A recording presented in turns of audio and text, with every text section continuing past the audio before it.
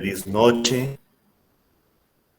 Deseo agradecerle a la Asociación Colombiana de Psiquiatría esta oportunidad para continuar sensibilizando a toda la ciudadanía, a los médicos y especialmente a los especialistas en salud mental, todos los psiquiatras, psicólogos, psicoterapeutas, para que tengamos en cuenta estas simples medidas de autocuidado o de heterocuidado, porque también todos somos cuidadores de los médicos, los enfermeros, los trabajadores sociales, los psicólogos, y podamos detener esta avalancha de suicidio que estamos viendo en todo el personal sanitario.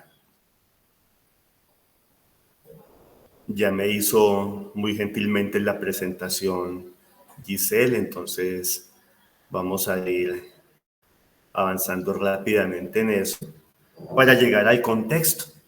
¿Cuál es el contexto actual?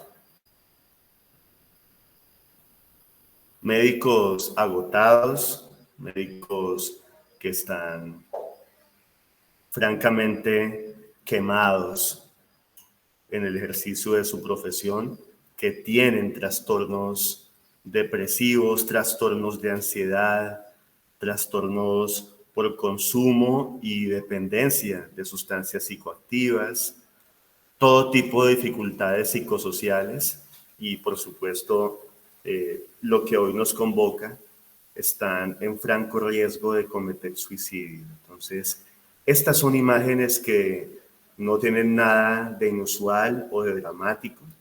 Nuestros médicos se están suicidando y por eso es nuestra misión evitar que se cometan más suicidios y acompañarlos y ayudarlos.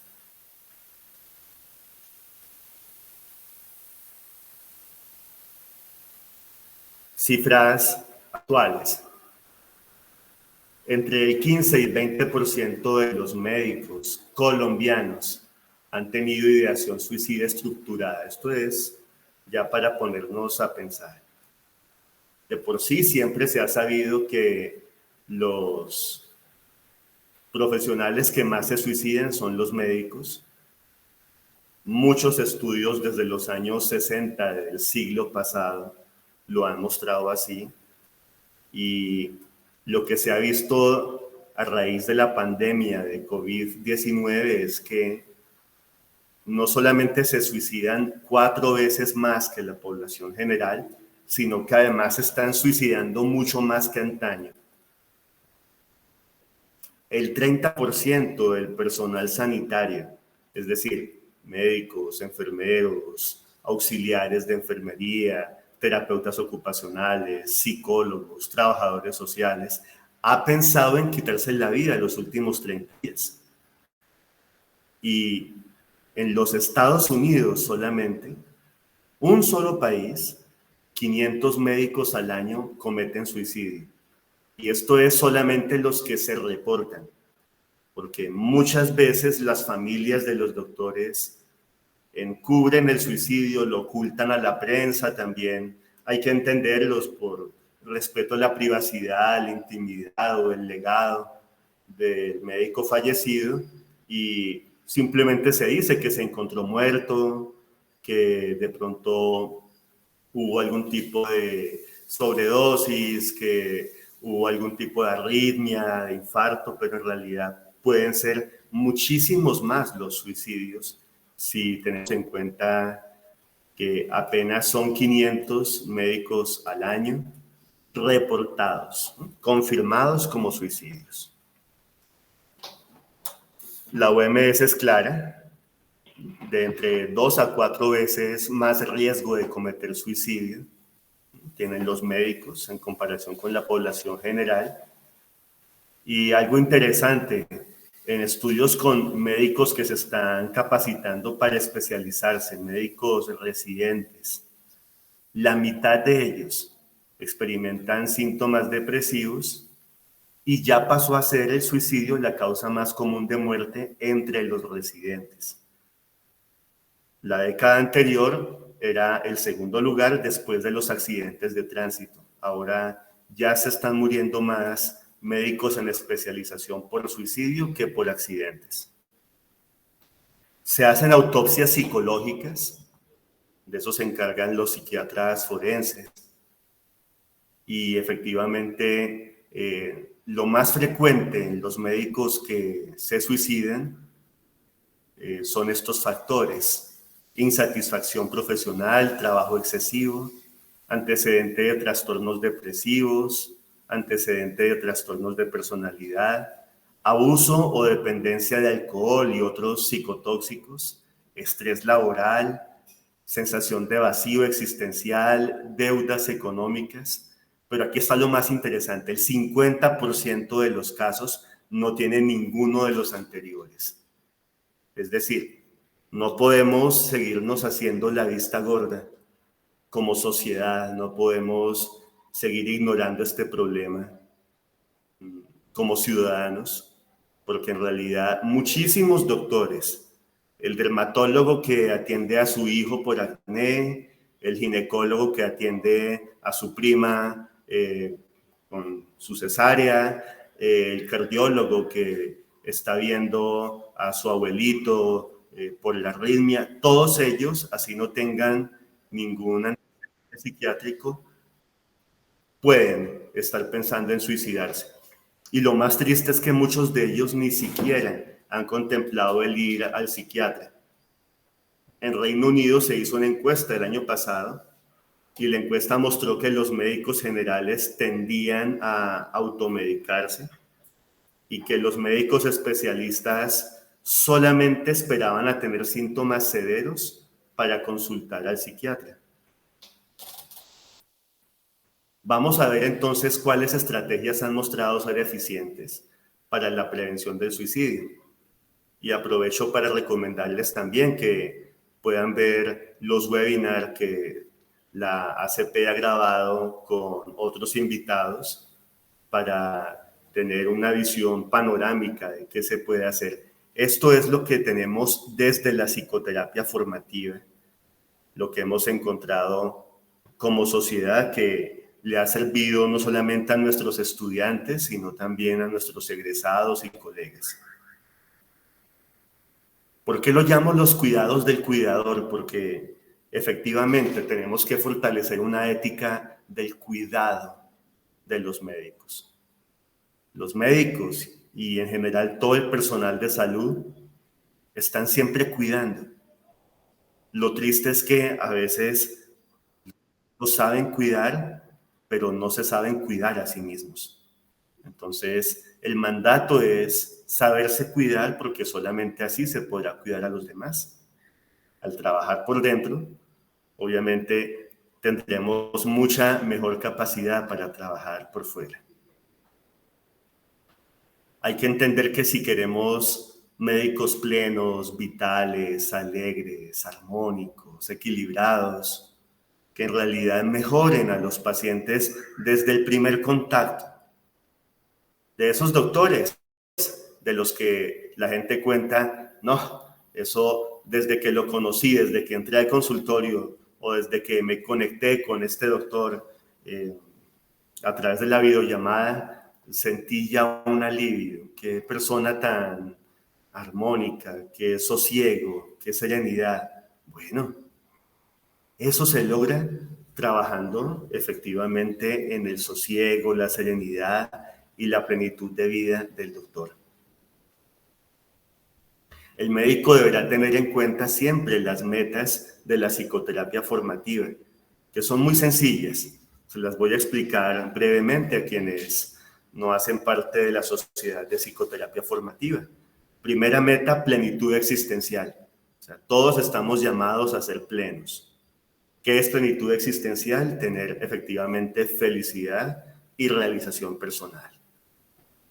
La otra meta, lograr una adecuada formación de la personalidad. Por eso se llama psicoterapia formativa. Una buena estructuración, una buena consolidación, no solamente del yo o del self, sino de la persona en conjunto. El tercer objetivo es efectivamente lograr tener una ecualización de las distintas dimensiones del psiquismo. Cada dimensión debe estar muy armónicamente ensamblada con todas las demás. La posibilidad de transformación, de cambio, la cercanía con lo trascendente, con lo espiritual, con lo sagrado, y efectivamente el entender que el ser humano siempre está en formación, siempre está en construcción. Por eso no se puede quedar la psicoterapia estancada en la resolución de los síntomas o en adaptar al paciente o en que esté simplemente ya bienvenido en una organización. La psicoterapia formativa tiene en cuenta la persona en todas sus dimensiones y por eso busca que el acompañamiento sea permanente y a lo largo del ciclo vital. Ya teniendo en cuenta esas metas de la psicoterapia formativa, entonces entendemos el porqué de los cuidados del cuidador, que es una cátedra que dicto desde hace ya 8 años en la Universidad del Quindío y es una de las asignaturas que vemos con los estudiantes de psicoterapia formativa. Todos tienen que aprender a cuidarse. Todo egresado de la sociedad, todo psicoterapeuta formativo, efectivamente es alguien que cuida y se sabe cuidar. Entonces, tengamos en cuenta eso. Hay que apuntarle una vida plena, con bienestar emocional y con salud mental. Sirve mucho mantener un encuadre sano, muy respetuoso de los tiempos y horarios. Muchos de los médicos que se suicidan relatan que no tienen tiempo ni para cubrir sus necesidades básicas. Y la verdad, muchas veces los administrativos o los pacientes están llamando, están escribiendo por WhatsApp, están escribiendo por Telegram, están enviando correos a deshoras. Hay que entender que el horario laboral, el horario que se ha contratado con cada institución, es el horario en el que esos funcionarios o administrativos pueden escribirle a uno, no otros.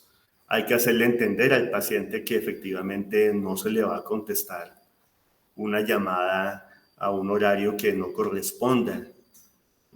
El encuadre sano, fíjense que de esto se habla desde los tiempos arcaicos de la psiquiatría, desde el psicoanálisis, y sin embargo estamos fallando como doctores.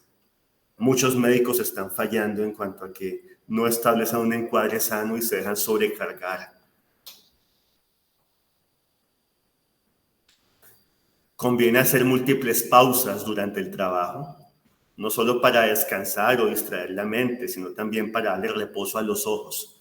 Desde la pandemia estamos trabajando muchísimo por vía virtual y eso es fantástico.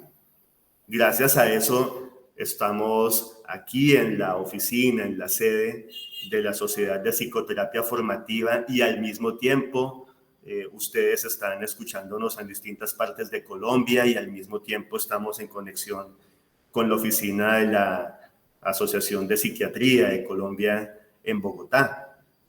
Esto es maravilloso, no vamos a negar la utilidad. Lo que sí ha traído de complejo es que efectivamente la salud ocular, tanto de médicos como de profesores, en la pandemia y en esta post-pandemia se ha visto muy deteriorada. Entonces conviene hacer las pausas. Y efectivamente, los ejercicios de estiramiento, una siesta breve, un momento de oración pueden servir muchísimo. El médico tiene que agendar cada día con actividades variadas y estimulantes. El que solamente sabe trabajar se expone efectivamente a riesgo suicida. Las horas laborables, en lo posible, no deben ser más de 4. Me acuerdo que la primera vez que expuse esto en un congreso, en un simposio quindiano de psiquiatría, vi que muchos en el público se sorprendían, como, no, ¿cómo puede estar diciendo esto? Y sí, lo defiendo a capa y espada. En realidad, no hay cerebro alguno que trabaje en óptimas condiciones más allá de 1 hora y media. Ahora bien, de acuerdo, 4 horas, un cerebro puede trabajar en condiciones aceptablemente buenas, pero no más allá. Y por eso es importante que los médicos respeten los posturnos que les dan. Es indispensable que en las asociaciones, en los colegios, en todo tipo de agremiaciones, se luche por los derechos de médicos, enfermeros y personal de salud para que no los sobresaturen de trabajo. Y en aquellas especialidades en las que hay que hacer turnos nocturnos, efectivamente conviene que el médico tenga al día siguiente un horario completo de descanso. Trabajar es bueno, pero trabajar en exceso puede ser catastrófico, es lo que demuestran todas las investigaciones.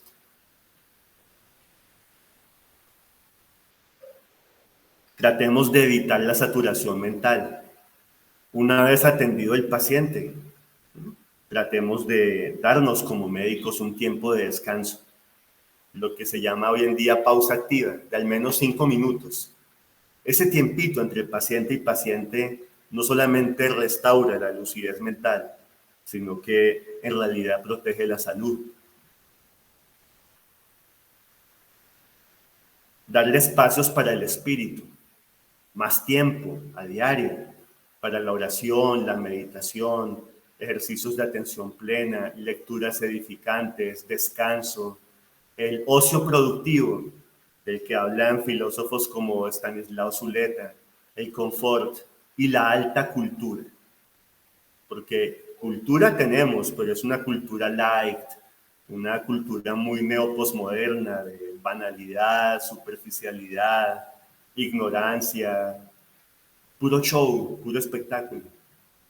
Los médicos necesitan alta cultura, buen cine, ópera, conciertos, acceso a obras de arte, capacitación también en la creación artística, buena literatura.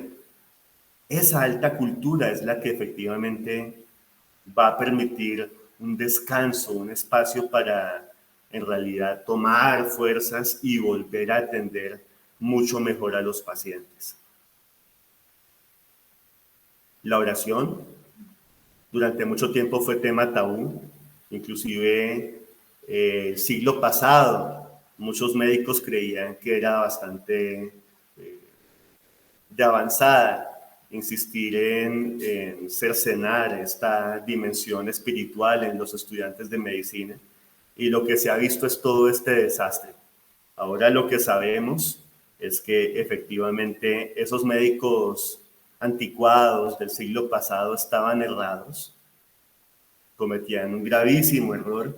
Es una falla cercenar el aspecto religioso, el aspecto sacro, trascendente en las personas, y todos los cursos que uno encuentra sobre bienestar emocional en las universidades más prestigiosas insisten mucho en rescatar la vida espiritual. Sirve también la filantropía, ayudar, sentirse útil, todo dentro de las propias posibilidades. De pronto el estudiante de medicina donará su tiempo, el estudiante de enfermería irá contento a alguna misión médica. Ya doctores que tengan un salario pueden efectivamente donar su tiempo, su saber, su conocimiento y también su dinero. No todos están para irse a trabajar a zonas de riesgo por la edad, por su estado físico, pero siempre es bueno encontrar en dónde se puede uno sentir útil, porque eso efectivamente se asocia muy positivamente con supervivencia. Cuando los doctores sienten que contribuyen al bienestar, a la paz, a la concordia entre los seres humanos, se suicidan muchísimo menos. Compartir en familia también es clave. Ningún trabajo justifica tiempo que se le pueda quitar a la familia. Si aquí hay doctores escuchándonos en la Sociedad de Psiquiatría colombiana, es bueno que tengan en cuenta esto. Recomienden a sus colegas, primero, la familia. Y en familia, efectivamente, ser una voz que tranquilice, que dé armonía, que dé optimismo. Hay que rescatar el amor, la ternura. Se trata de que los médicos vuelvan a ver lo tierno y lo dulce como algo positivo. Me parece espantoso que muchos psiquiatras se ríen de la dulzura, se ríen de la ternura, inclusive hablan despectivamente del amor como si no existiera. Eso es lo que los ha metido en ese laberinto en el que se encuentran. El día en que aprendan a valorar de nuevo el amor, la ternura, la dulzura, el buen trato en familia, van a ver que van a bajar muchísimo los suicidios. Conviene incentivar el fortalecimiento de redes de apoyo, tanto para el médico como para sus pacientes. ¿Por qué? Porque todo tiempo difícil, toda situación recia se encara mucho mejor si hay gente lista a tender una mano. Se debe asumir que hay momentos de quiebre en los que el propio psiquismo no da más. Ahí es pertinente detenerse, darse una buena siesta, desconectarse por un rato. Conviene hacer ejercicio, hacer actividades agradables, relajantes. En los estares médicos, cuando las clínicas o los hospitales ofrecen momentos para hacer meditación, para dormir, para descansar un rato, cuando hay un estar médico bien acondicionado, cómodo, se ha visto un impacto muy positivo en la salud mental de los trabajadores de la salud. La autorregulación emocional es muy importante. Por eso espero dar próximamente otro webinar sobre inteligencia emocional. Los médicos son muy pobres en inteligencia emocional, porque por lo general son los mejores estudiantes de su clase, los mejores bachilleres, los más destacados, los mejores en cuanto a resultados de pruebas de estado, y efectivamente, sí, acceden a la universidad, ahí siguen cultivándose, siguen aprendiendo, siguen haciendo cosas maravillosas en lo académico, pero no se enseña en ninguna facultad el tener inteligencia emocional y esto los está matando. Hay que aprender a autorregularse frente a las vicisitudes propias de la vida, los imprevistos, los errores propios, los errores ajenos, las frustraciones y en general todo lo que no salga planeado o sea displacentero. Conectarse, hacer nuevos amigos. Muchos médicos le comentan a uno que solamente se hablan con gente del trabajo y esto es nefasto. Nuevos amigos y amigos que no solamente sean médicos.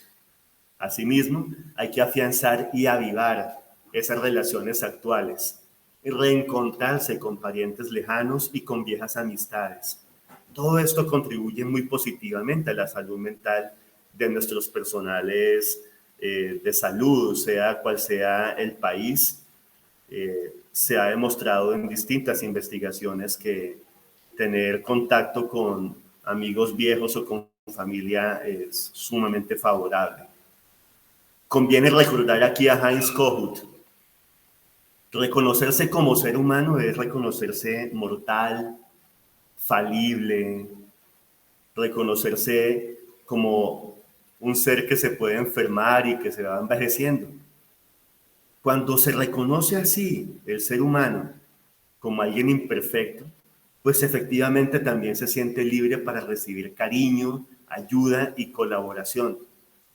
Muchos médicos cometen un error que les cuesta la vida y es que se dejan crecer demasiado la corona, empiezan a volverse muy narcisistas, creen que pueden hacerlo todo ellos bien y que son los únicos que lo hacen bien.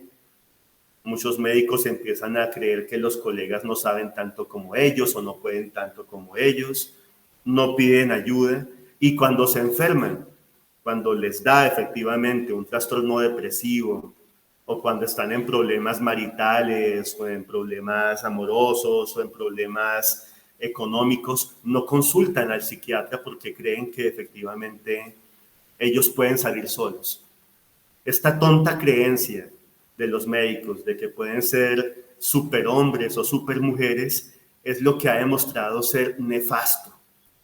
Estas son las doctoras, estos son los doctores que no consultan a psiquiatría y que efectivamente se suicidan. Hay que entender que la vulnerabilidad es algo propio de los seres humanos. Todos somos vulnerables. Y la vulnerabilidad nunca más puede verse como sinónimo de incapacidad o debilidad. No es que seamos incapaces, es que somos inteligentes y pedimos ayuda. No es que seamos débiles, es que toda persona, todo ser humano necesita de la cooperación de otros seres humanos. Esto implica saber pedir ayuda. Batallar solos básicamente desgasta a los médicos, les agría el carácter, los vuelve nada. Uno ve cómo hasta se envejecen prematuramente. Es muy bueno compartir las penas, poderse desahogar con otro colega, delegar el trabajo, soltar lastres y aceptar también que los resultados no van a ser siempre perfectos. Insisto en que todo médico tiene que ir a psicoterapia. Si todos los médicos fueran a psicoterapia, no tendrían tantas ideas de muerte, tantas ideas de minusvalía, tantos problemas de autoestima y en general tantos problemas hasta de relación con sus novios, esposos, familiares y sus propios pacientes. Es bueno ir a psicoterapia y empezar a entender que pedir ayuda finalmente es hacerse mucho mejor doctor. Flexibilidad, tolerancia y comprensión, que también implican efectivamente tolerarse a sí mismos. Insisto mucho en que cierto nivel de autoindulgencia y de buen humor, saber reírse de los propios fallos, saber reírse de los defectos, saber reírse de cuando se hace algo desatinado, también le quita un gran peso de encima al personal de salud. Al menos 30 minutos de actividad física diaria. Antaño se decía que debían ser 40 minutos. Ya los deportólogos y los cardiólogos saben que bastan 30 minutos apenas, pero qué tristeza. En distintos estudios que he realizado con estudiantes de la universidad en la que doy clase, he encontrado que apenas 2 o 3 de 40 o 50 cumplen con esta condición cuando son estudiantes. Peor aún cuando se gradúan. Cuando he hecho estudios con colegas, no logra ser ni siquiera el 5% el que hace actividad física adecuada. Lo mismo con los alimentos saludables. Los médicos, como se sobresaturan de trabajo, terminan comiéndose siempre lo mismo en la cafetería del hospital, por lo general muy alto en azúcar, muy alto en carbohidratos simples y se van enfermando también. Cultivar la relación con Dios es sumamente importante. La psicoterapia formativa es clave y creo que se está dando un despertar global, ¿no?, en todas las facultades de medicina en cuanto a entender que si los médicos tienen mejor vida espiritual, efectivamente van a ser más felices. Las buenas amistades, se trata de tener de verdad personas que den alegría, equilibrio, esperanza y sensación de compañía. A veces todo el personal médico está muy dado a entregarse, a donarse, a escuchar problemas y esto termina siendo agotador. Es muy importante que se contacte con gente sana, con gente feliz, con gente plena, con gente que esté dispuesta a gozar la vida, para que el personal sanitario pues esté en buenas condiciones. Todo grupo de apoyo, sea comunidad parroquial, comunidad eclesiástica, grupo de vecinos, grupos de egresados, grupos de amigos, toda comunidad artística, estar en clases de canto, de pintura, de literatura, de escritura creativa, etcétera, y todas las redes académicas, hacer parte de redes de investigación, de cooperación, colegios médicos, sociedades científicas, voluntariados, efectivamente ayudan. Son fuente valiosa de evidencias y de soporte emocional. Darse a diario actividades creativas y espacios para la sana diversión. En esto insisto bastante porque muchos médicos que se han suicidado han sido fiesteros. Hay que saber que divertirse no es alcoholizarse. De hecho, consumir alcohol se asocia a más peligro de suicidio. Sana diversión en actividades que no produzcan fatiga ni agotamiento. Es muy importante también respetar los fines de semana y los festivos. Muchos médicos aquí incurrimos en graves defectos. Algunas veces me dicen, bueno, pero ¿y si es una urgencia? De acuerdo. Ve a un paciente, pero no más de uno. Hay otros colegas que hacen un trabajo suficientemente bueno. Confíe en ellos. Deje el narcisismo y efectivamente permita que otros hagan el trabajo que usted está haciendo. Disfrute los festivos, porque es para hacer todo este tipo de actividades en familia, en pareja. Cuando los residentes están fuera de sus hogares y no disponen de esposo, de esposa, o de novio, de novia, los residentes tienen que también disfrutar, llamando a sus amigos, poder encontrarse con otras personas, compartir, porque efectivamente la tarea es ardua y si no se respetan los fines de semana, resulta cayendo inevitablemente en el síndrome de quemamiento. Al terminar la jornada laboral es muy importante hacer una plegaria, meditar, conectarse con lo sagrado. Ahí uno se reconstruye. El médico se fortalece, se reabastece del vigor necesario para volver a la carga animado y en buena disposición. ¿Por qué muchos médicos llegan tarde al trabajo? Porque no quieren ir. Así de simple. Porque muchos médicos y enfermeros y psicólogos se incapacitan. Porque efectivamente hay una resistencia grande ahí. Porque no están teniendo calidad de vida. Por eso es bueno trabajar poco, con buena remuneración, dándose calidad de vida, exigiendo unos buenos honorarios y efectivamente descansando. A nivel de novios o esposos hay que tener también muy buena espiritualidad. La espiritualidad conyugal permite el mutuo conocimiento, un acompañamiento tierno, un acercamiento y la posibilidad para apoyarse y fortalecerse cada vez más. Jugar con la mascota. Tener mascota funciona. Y efectivamente, si usted es un residente muy ocupado en neurocirugía, de tercer año, entonces por lo menos acaricie el gato de los vecinos, por lo menos pídale al niño que está paseando el perro que si usted lo puede también sobar un poquito, tenga esa oportunidad de tener una mascota.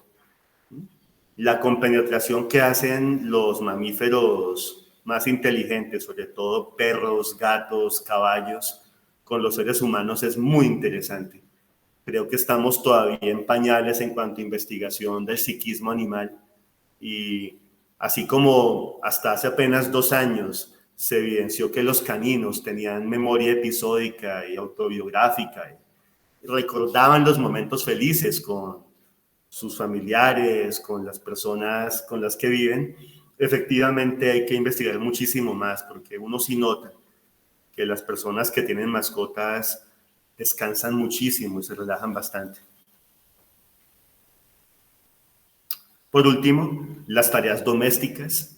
Es muy importante realizarlas poco a poco, ojalá escuchando la música favorita, viendo su serie predilecta, intercalando tareas domésticas con actividades lúdicas, sin sobrecargarse. Les insisto en esto porque por lo general los médicos que están especializándose, los residentes, están fuera de sus hogares y es raro el residente que vive en un hotel o en un apartahotel. Por lo general el residente lo que hace es arrendar un apartamento, arrendar junto con otro residente y trabajan durísimo y estudian durísimo toda la semana. Y qué tristeza que el domingo lo malgastan haciendo faenas agotadoras, se dedican a trapear, a quitar todo lo que encuentren que tenga moho, que tenga mugre. Al final, después de haber dejado intachable, pues reluciente toda la casa, se dan cuenta con que se les fue el domingo y no hicieron nada divertido. Entonces es muy importante esto con las tareas domésticas. Y de nuevo, dejarse ayudar. Recuerden eso siempre. Los médicos no son ni superhombres ni supermujeres. Los médicos necesitan ayuda y solamente cuando entiendan que con humildad y dejándose acompañar por las demás personas podrán tener mejor calidad de vida. Ahí es cuando encontraremos ya el ideal, que es que nunca más se vuelva a suicidar nadie. Muchísimas gracias. Dios los bendiga. Y aquí les dejo el contacto por WhatsApp. Jamás contesto llamadas, pero pueden contactarse a este número. Y lo mismo, nos pueden también seguir en la página de la Sociedad de Psicoterapia Formativa, la revista o el canal en YouTube. Muchas gracias de nuevo a la Asociación Colombiana de Psiquiatría, su presidente, el doctor Mauricio del Esprielle, y los miembros también de la Sociedad de Psicoterapia Formativa. Muy amables.